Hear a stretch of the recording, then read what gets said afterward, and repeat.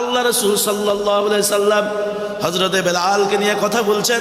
একজন ভিক্ষুক গরিব মানুষ এসে কয়, ইয়া রাসূলুল্লাহ, নবী গো, আমি অসহায় মানুষ, আপনি আমাকে কিছু সহযোগিতা করেন। আল্লাহ নবী পেটটা উঠাইয়া হযরত ওই গরিব মানুষকে দেখাইলো, গরিব রে দেখো, আমি নবীর পেটের মধ্যে পাথর, আমি ক্ষুধার জ্বালা পেটে পাথর বেঁধে রেখেছি।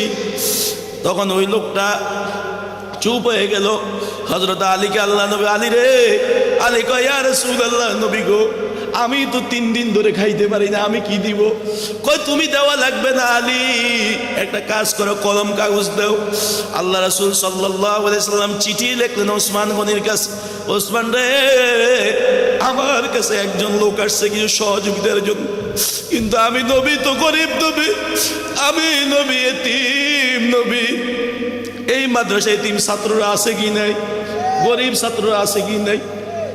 ওসমান, আমি তো গরিব, আমি এতিম নবী, তোমার কাছে সুপারিশ, তোমার কাছে অনুরোধ, 2000 টাকায় গরিবকে দিয়ে দিবা। ইতি মুহাম্মদ সাল্লাল্লাহু আলাইহি ওয়াসাল্লাম নবীজি চিঠি দিলেন।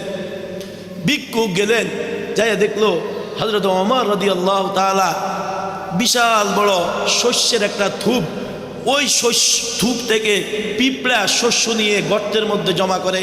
হযরত ওমর রাদিয়াল্লাহু তাআলা ওই গর্ত থেকে শস্যগুলো নিয়ে এসে আবার থুপের মধ্যে রাখে। ওই গরিব মানুষ এই কাজটা দেখিয়া টেনশনে পড়ে গেল, কারণ যার বুদ্ধি যেমন ইশক মাহবুব খুদা जिस दिल में हासिल नहीं, लाखों मोमिन हो मगर ईमान में कामिल नहीं। अल्लाहुम्मा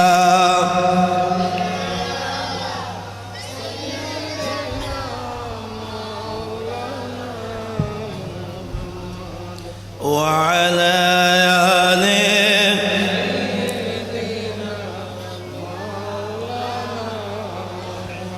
ला इलाहा इल्लल्लाह मोहब्बत शहीद ला इलाहा इल्लल्लाह ला इलाहा इल्लल्लाह ला इलाहा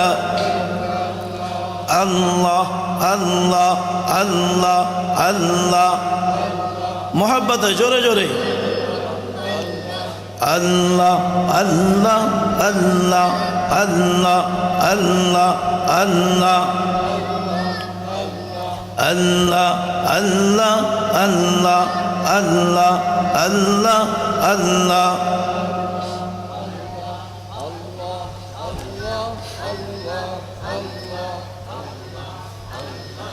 अल्लाह अल्लाह अल्लाह अल्लाह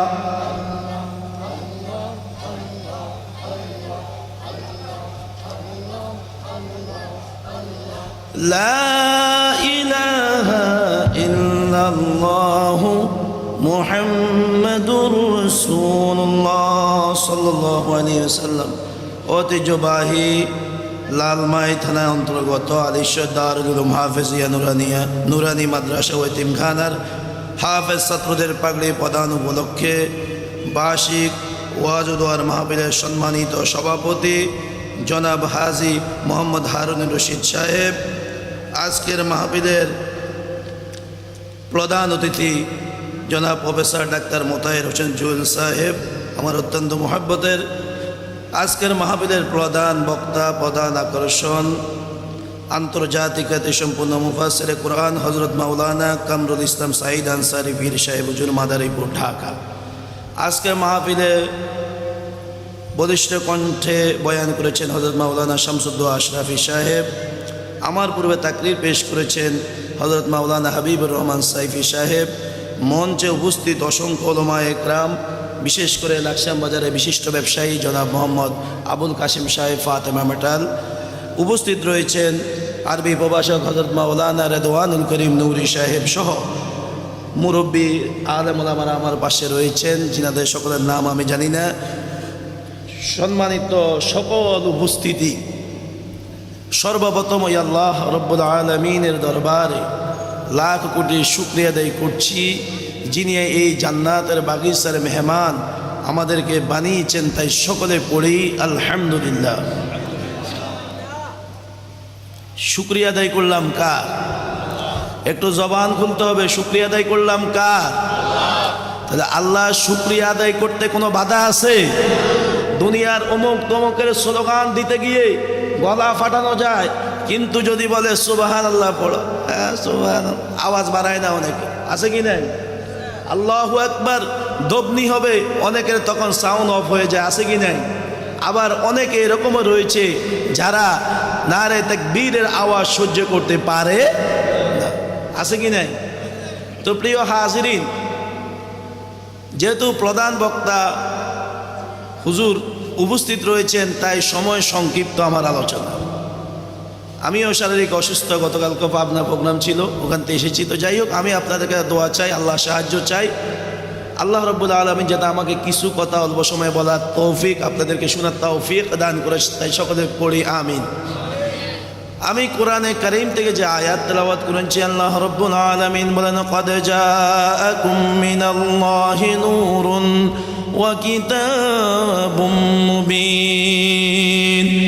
আল্লাহ রব্বুল আলামিন বলেন, আমার তরফ থেকে তোমাদের কাছে দুইটা জিনিস এসেছে।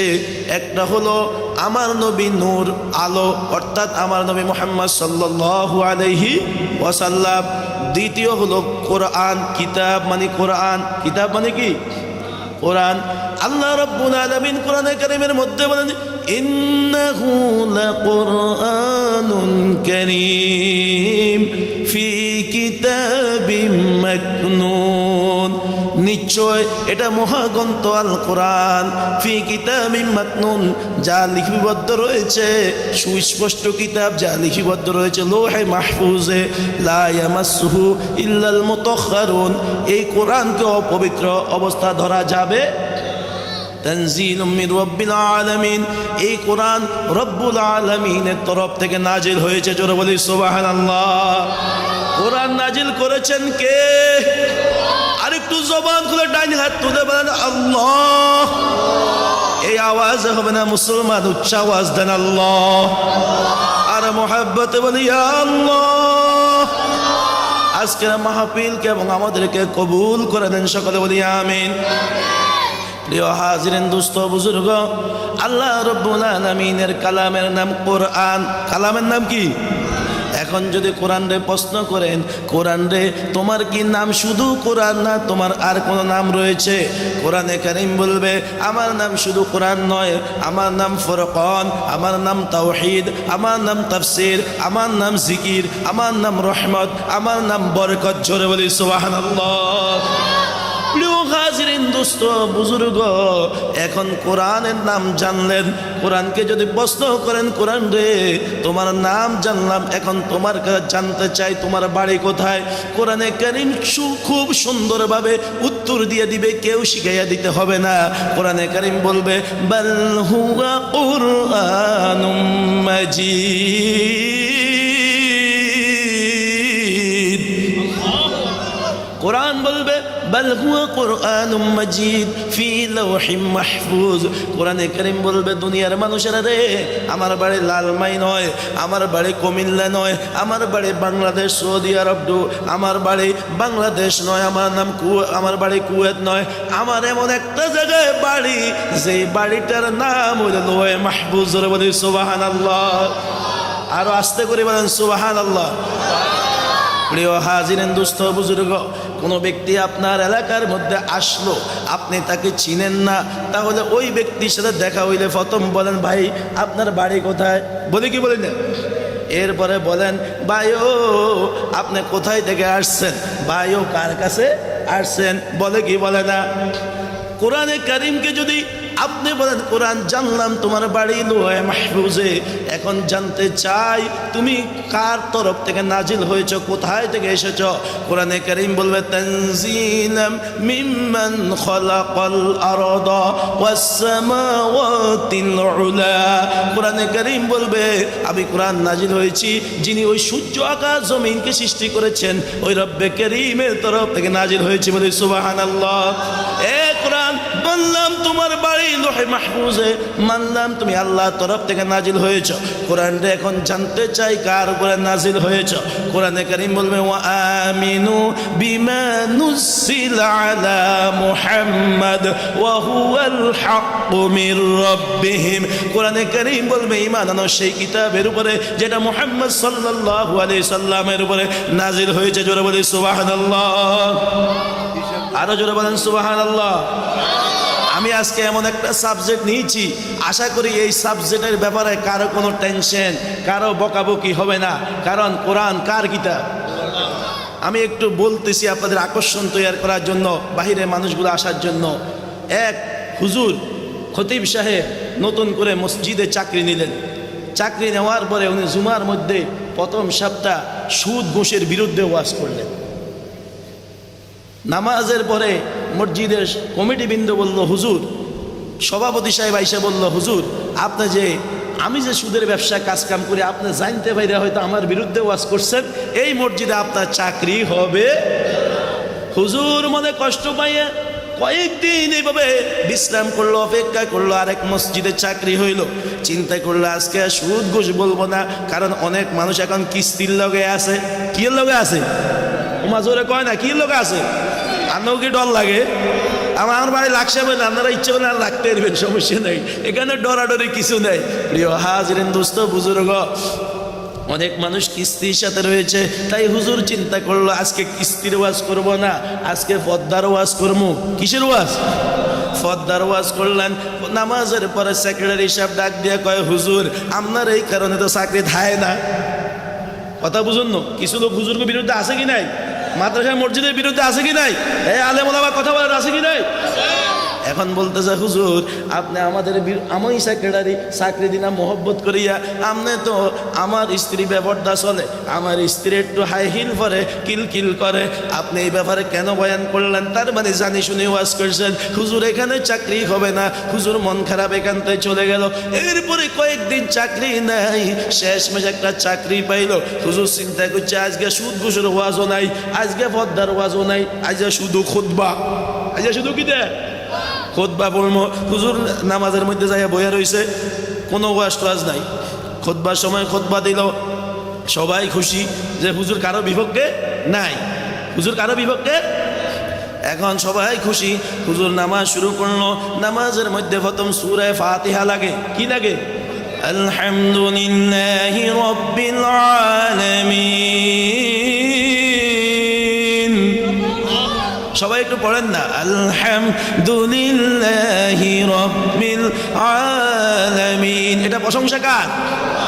बादशाह जुर्म मारा, बादशाह जुर्म मारा दरगुजार, मा गुनाहगारी में तू अमर जगार, हमद बेहद मर खुदाए फाकरा, आके इमादाद मुश्ते खाकरा। প্রিয় হাজিরিন দোস্ত বুজুর্গ, হুজুর আজকে ওয়াজ নাই, নামাজের মধ্যে সূরা ফাতিহা পড়লেন। সূরা ফাতিহা পড়ার পরে সূরা মিলানো লাগে কি লাগে না? হুজুর পড়া শুরু করলেন ইয়াসিন ওয়াল কুরআনিল হাকীম। নামাজের পরে সভাপতি সাহেব খপ করে ধরে কয় হুজুর চাকরি এটাও নাই, আজ অপরাধ আজ তো ওয়াজ করি না।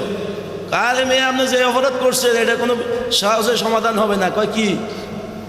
কয় মসজিদে যেই বেড়া মাসে মাত্র 20 টাকা দেয়, এসিন মিয়া, আপনার নামাজের মধ্যে এসিন মিয়ার নামেও সূরা পড়ছেন এবং তার পাশাপাশি তার বাপ হাকিম আলী মরে গেছে 60 বছর আগে, হাকিম আলীর নামেও সূরা পড়ছেন, চাকরি দিলাম আয়, আমি কি দোষ করছি?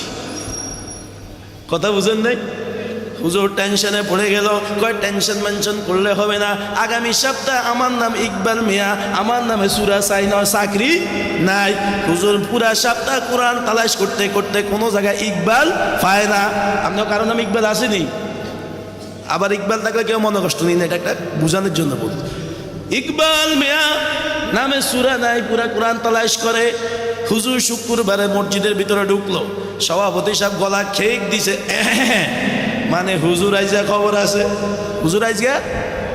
হুজুর চিন্তা করলো চাকরি যাক আর না থাক, কোন ভেজাল লাগে তাছে সূরা একটা পড়ি নাই, সূরা একটা। হুজুর সূরা বানায়ে নিলেন, ইয়া ইকবাল আনতা মাজনুনুন ওয়া আবুকা হিমার ওয়া জাদ্দুকা শুকুর। এখন তো সভাপতি সাহেব অন্য দিনের তো তুলুন আইসে খুব খুশি, আমিন টামিন করে মসজিদ অন্যরকম নামাজের পরে কোলাকুলি করে, হুজুর ধরেন আপনার হাদিয়া এগুলা আপনি আমার নামে সূরা পড়ছেন, আমার নামে কি করছেন? এখন হুজুর চিন্তা করছে এই বেড়ায় না বুঝে না, আল্লাহ বুঝছে কি বুঝে না। এখন চাকরি থাক আর না থাক, সত্য যেটা সেটা বলিছে, সত্যটা আল হক মুরুন, হক কথা তিতা, হক কথা কি?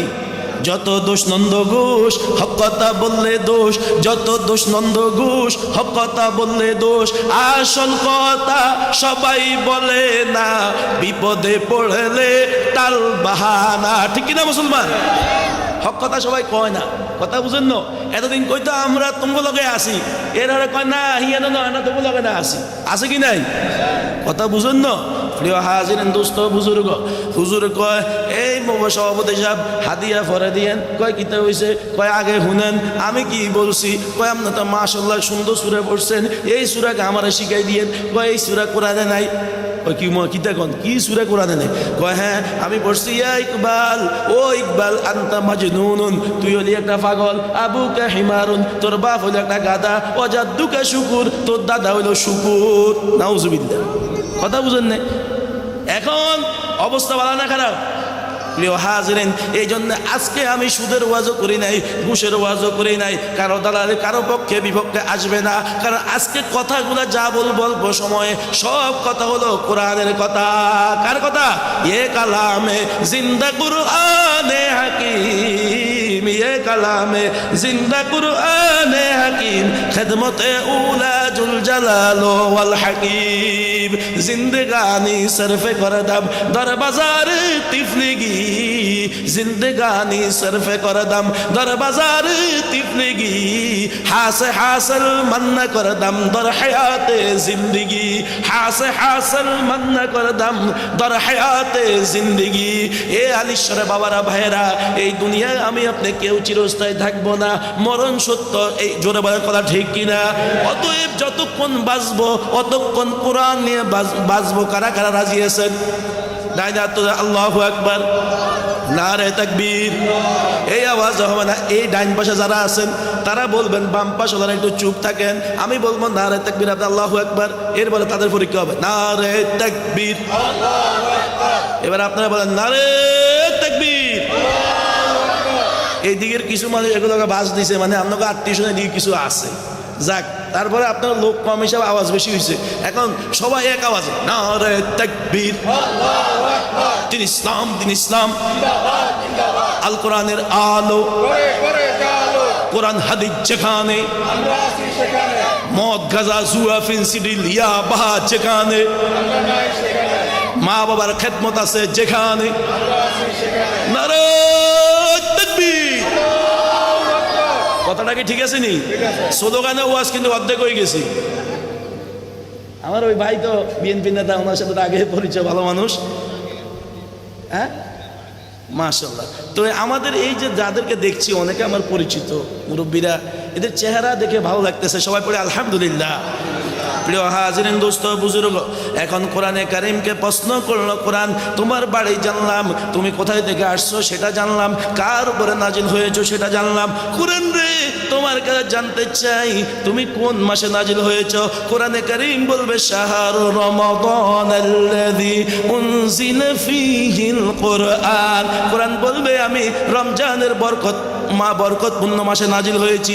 ও কোরআন মানলাম রমজানে নাজিল হয়েছ, প্রশ্ন তো একটু আমার থেকে যায়, রাত্রে আইসো না দিনে আইসো? কেউ যদি বিদেশি একটা দেয়, কয় বাতি যায়, কখন আইসো? মুরব্বী বলে কি বলে না? কখন আইসো? কয় রাত্রে আইসি, অথবা কয় সকালে আসছি, বলে কি বলে না? কোরআন তুমি কখন এসেছো? কোরআনে কারীম বলবে ইন্না আনজালনাহু ফি লাইলাতিল কদর ওয়া মা আদরাকা মা লাইলাতুল কদর। কোরআনে কারীম বলবে আমি কদর রাত্র বরকতপূর্ণ রাত্রে নাজিল হয়েছি। ও কোরআন, মানলাম তুমি কদর রাত্রিতে এসেছো। কোরআন রে, তোমার কাছে একটা প্রশ্ন, কোরআন তুমি কেন এসেছো এখানে? কোরআনে কারীম বলবে লিতুখরিজান নাস মিনাজ যুলুমাতি ইলান নূর। ও দুনিয়ার মানুষেরা, ও আলিশ্বরের মানুষেরা, ও বাংলাদেশ, ও সৌদি আরব, আমেরিকার, জাপানের মানুষেরা, আমি কোরআন এসেছি লিতুখরিজান নাস মিনাজ যুলুমাতি ইলান নূর, মানুষদেরকে অন্ধকার থেকে আলোর পথ অর্থাৎ হেদায়েতের পথ দেখানোর জন্য। জোরে বলি সুবহানাল্লাহ। কোরআন এসেছে কেন? ইহদিনাস সিরাতাল মুস্তাকিম। নামাজে আমরা পড়ি কি পড়ি না? প্রিয় হাজিরিন, দোস্ত, বুজুর্গ, কোরআনকে এখন বললেন কোরআন মানলাম, আমাদেরকে হেদায়েতের কথা, হেদায়েতের দাওয়াত দেওয়ার জন্য এসেছো। ও কোরআন, এই যে এত সময় তুমি যতগুলা কথা বলেছো, তোমার কথাগুলা সত্য না মিথ্যা আমি সংক্ষেপ করে ফেলছি, কারণ আমার আরো কাজ আছে। কোরআনে কারীম বলবে হ্যাঁ আমার কথা সত্য। কয় ডকুমেন্ট কি? কোরআনে কারীম বলবে যালিকাল কিতাবু লা রাইবা ফি হুদাল লিল মুত্তাকিন। কোরআনে কারীম বলবে এটা এমন একটা গ্রন্থ, এমন একটা কিতাব যার মধ্যে কোনো সন্দেহ নাই। আরে কোরআন যারা মানবে, ইয়া আইয়ুহাল্লাযীনা আমানু ওয়া আমিলুস সালিহাত কানাত লাহুম জান্নাতুল ফিরদাউসি নুজুলা খালিদিনা ফিহা লা ইয়াবগুনা আনহা হিওয়ালা। যারা কোরআন মানবে, যারা আমলে সালিহা করবে, তাদের জন্য আল্লাহ রাব্বুল আলামিন জান্নাতের ব্যবস্থা করে রেখেছে। জোরে বলি সুবহানাল্লাহ। এই কোরআনের পাখিদের এই আলিশ্বর মাদ্রাসা, ঠিক কি ঠিক না? আরো জোরে বলেন ঠিক কি ঠিক না? মান করা হরফান মিন কিতাবিল্লাহ, আল্লাহ রাসূল সাল্লাল্লাহু আলাইহি সাল্লাম বলেন যেই ব্যক্তি কোরআনের একটা হরফ পড়বে, আল্লাহ রাব্বুল আলামিন তার আমলনামা 10টা নেকি দান করবে। বলি সুবহানাল্লাহ। লা ইয়াকুলু আলিফ লাম মিম হরফুন, আল্লাহ নবী বলেন আলিফ লাম মিম পুরাটাকে আমি নবী হরফ বলি না, ওয়ালাকিন বাল আলিফ হরফুন ওয়াল লাম হরফুন ওয়াল মিম হরফুন। আল্লাহ নবী বলেন আলিফ একটা হরফ, আলিফ একটা হরফ, লাম একটা হরফ, মিম একটা হরফ, অর্থাৎ আলিফ লাম মিম যখন তুমি পড়বা, আল্লাহ রাব্বুল আলামিন তোমার নামায় 30টা নেকি দান করবে। জোরে বলি সুবহানাল্লাহ। প্রিয় হাজিরিন, শুধু তাই নয়, কোরআনের মর্যাদা, কোরআনের ফজিলত অনেক। কোন তালিবে ইলম অর্থাৎ কোরআনওয়ালা, যখন কোন কোরআনের হাফেজ যখন মারা যাবে, আল্লাহর হাবিব সাল্লাল্লাহু আলাইহি সাল্লাম বলেন আল্লাহ রাব্বুল আলামিন ওই হাফেজে কোরআনকে 10 জন জাহান্নাম থেকে মুক্ত করিয়া জান্নাতে আনার জন্য সুযোগ দিবে। জোরে বলি সুবহানাল্লাহ। আরে হাফেজে কোরআনের দাম আছে কি নাই? এই আলিশ্বর মাদ্রাসার দাম আছে কি নাই? কি এই আলিশ্বর মাদ্রাসার দাম কি অল্প না বেশি? আরো জোরে বলেন।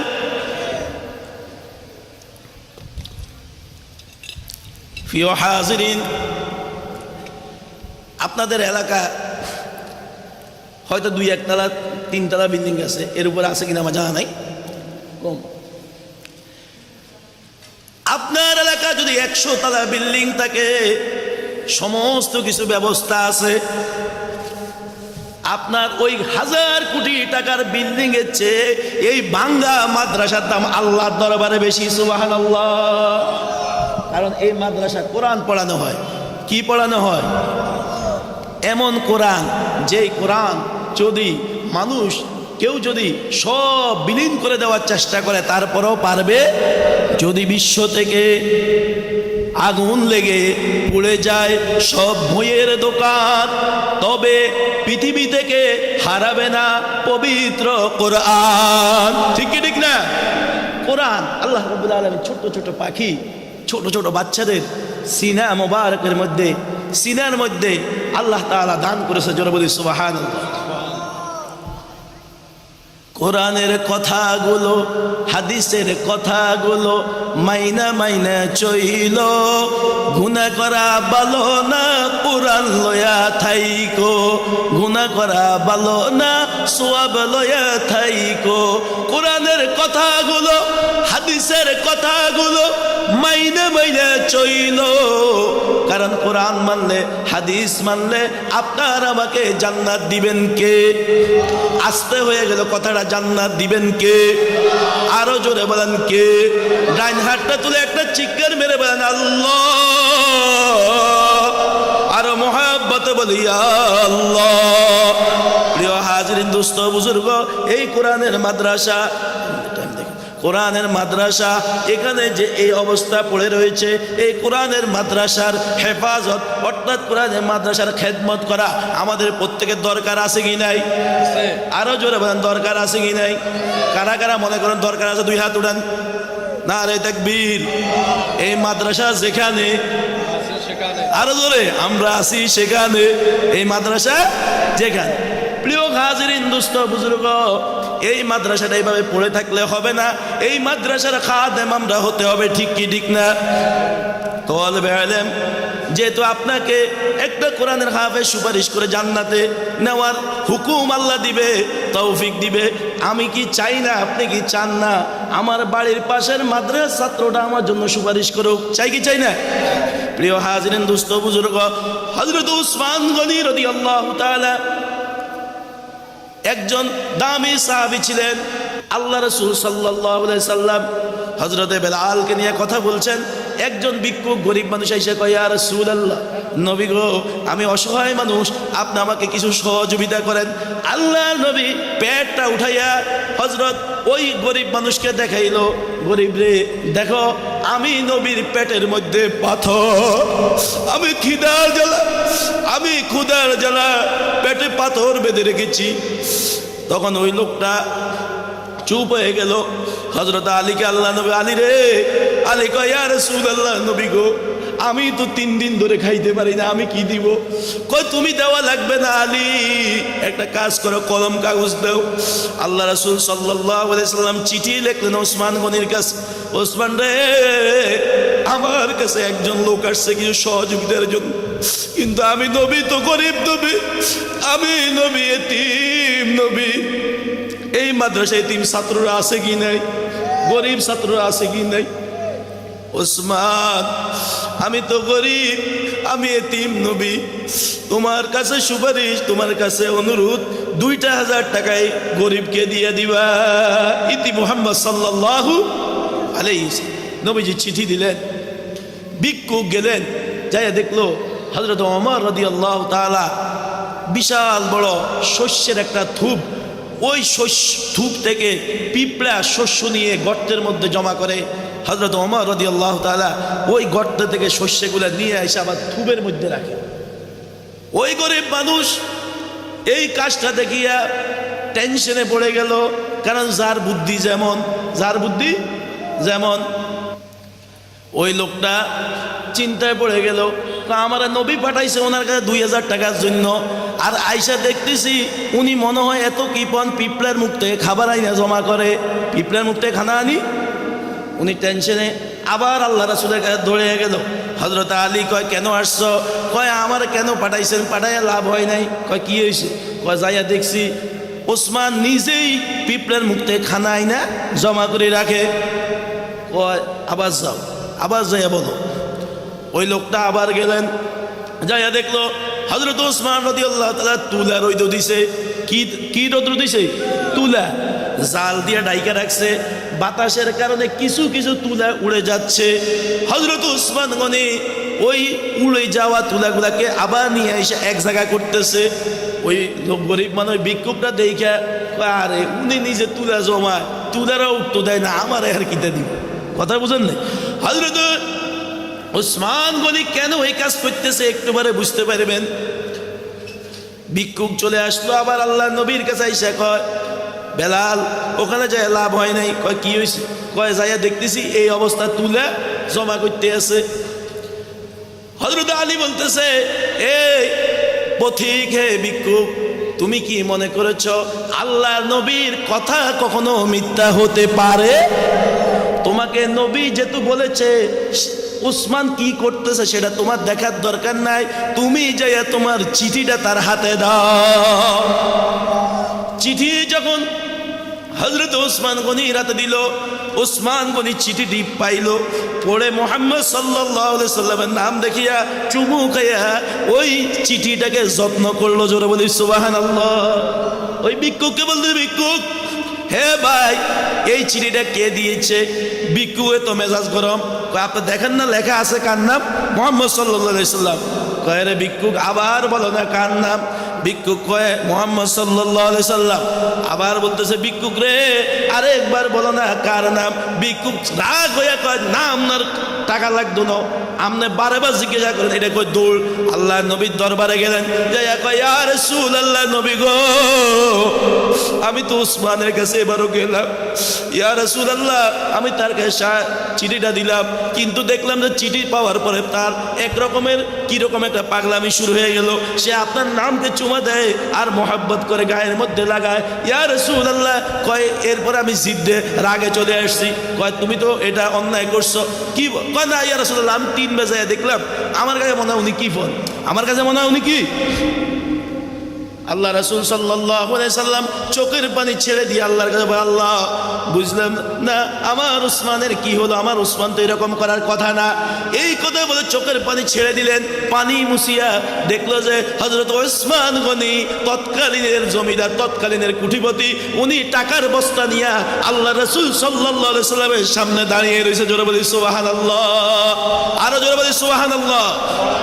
প্রিয় হাজিরিন দোস্ত বুজুর্গ, জমি আমার নামে যে বাড়িটা, এই বাড়িটা আগে ছিল আমার আব্বার নামে, এর আগে ছিল আমার দাদার নামে, এর আগে বড় আব্বার নামে। ঠিক কি ঠিক না? একজনে কি মালিক না কয়েকজনে মালিক? তার মানে এই জায়গার মালিক কি আসলে আমি না? প্রিয় হাজিরিন দোস্ত বুজুর্গ, আপনারা কি আমার কথা বুঝেন না? আমি ওই খুলনার দিকে একবার গেছিলাম ওয়াজ করতাম কয়েক বছর আগে। তো আমার ওই তারিখে ঢাকা সাভারও একটা মাহফিল ছিল, তো সাভারেরটা কাটি খুলনারটা লইছি, কারণ ওই লোকে আমারে বলছে হুজুর আমরা আপনারা হেলিকপ্টার দিনি। কি দিনিমো? হেলিকপ্টার। তো 15 বছর আগে তো হেলিকপ্টারে উঠিনি, এখন তো আল্লাহ পাক কয়েকবার মক্কা মদিনা নিচে সামনেও যাবো, ওয়াজ হেলিকপ্টার এমনি এমনি উঠা হয়। তো তখন লোভে লোভে কই যাক সাভার একটা কাটা ওটা নিলাম। এখন ওখানে যাইয়া তাদেরকে ফোন দিলাম, ভাই আমি তো অমুক জায়গায় আসছি, আপনারা কোথায়? হেলিকপ্টার কই? হুজুর আমরা হেলিকপ্টার লই আইতে আসি। হেলিকপ্টার লই আইতে আসি। কিছুক্ষণ পরে দেখলাম বউ বউ করে মোটরসাইকেল কত চলিয়ে। এখন আইসা আমার হুজুর উঠেন। আমি কই যাবেন? এয়ারপোর্ট। এয়ারপোর্ট কিনলে মাহফিলে। আপনারা বললেন আমার হেলিকপ্টার দিয়ে নিবেন। হুজুর আমগো দেশে হুন্ডারে কয় হেলিকপ্টার। হুন্ডারে কি দেখো? হেলিকপ্টার। গত কদিন আগে ওনারা জানে, যারা আমার ফেসবুকে হেড আছে, সুন্দরবন প্রোগ্রাম করে আসছে, ওখানে ভ্যান গাড়ি, এটাই হেলিকপ্টার। কথাটা বুঝুন না? হুজুর উঠেন কি ভাই কো এটার মধ্যে, কথাটা বুঝুন না? মানে যেখানে যে বাও, কথাটা বুঝুন না? প্রিয় হাজিরিন দোস্ত বুজুর্গ, তাহলে আপনারা কি আমার কথা বুঝেন? আমার মতো না বুঝলে বিপদ হবো না, এই জন্য বুঝবেন, না বুঝলে সিগন্যাল দিন। প্রিয় হাজিরিন দোস্ত বুজুর্গ, হযরত ওসমান, হযরত আলী, হযরত ওমর রাদিয়াল্লাহু তাআলাকে আল্লাহ রাসূল সাল্লাল্লাহু আলাইহি সাল্লাম ডাকলেন। বলতেছে সাহাবীরা কিছু মাল দরকার, দ্বীনের খেদমতের জন্য কিছু কি দরকার? মাল দরকার, টাকা পয়সার দরকার, জিনিসপত্র দরকার। তোমরা কে কি দিবে? হযরত ওসমান গনি যাই অনেক সম্পদ নিয়ে আসলো, হযরত ওমর অনেক সম্পদ নিয়ে আসলো, হযরত আবু বকর নিয়ে আসলো। আল্লাহ নবী ওসমানকে বললো, ওসমান তুমি কি পরিমাণ সম্পদ আনছো? ইয়া রাসূলুল্লাহ আমার যা ছিল, ওসমান বলতেছে আমার যা ছিল 4 ভাগের 1 ভাগ নিয়ে আসছি, আর 1 ভাগ নিয়ে আসছি। হযরত ওমরকে বললো তুমি কি নিয়ে আসছো? ইয়া রাসূলুল্লাহ আমার অর্থ সম্পদ যা আছে 50-50 আপনার আল্লাহ রাস্তা আপনার সামনে হাজির করলাম। আবু বকরকে বললো, আবু বকর তুমি কি নিয়ে এসেছো? আবু বকর কয় ইয়া রাসূলুল্লাহ ইয়া হাবিবাল্লাহ নবী গো আমার যা সম্পদ ছিল আমি আপনার কাছে নিয়ে আসছি, আমার তেমন কোনো সম্পদ নাই, এখানে যা দেখতেছেন এগুলাই। আবু বকর এই কথা বলার পরে আল্লাহর নবী বলতেছে, আবু বকর কি বলতেছে? তাহলে বাড়িতে পরিবারের জন্য কি রেখে এসেছো? আবু বকর চোখের পানি ছেড়ে কয়, ইয়া রাসূলুল্লাহ নবী গো বাড়িতে আমি আল্লাহ এবং আল্লাহ রাসূলকে রেখে এসেছি। জোরে বলি সুবহানাল্লাহ।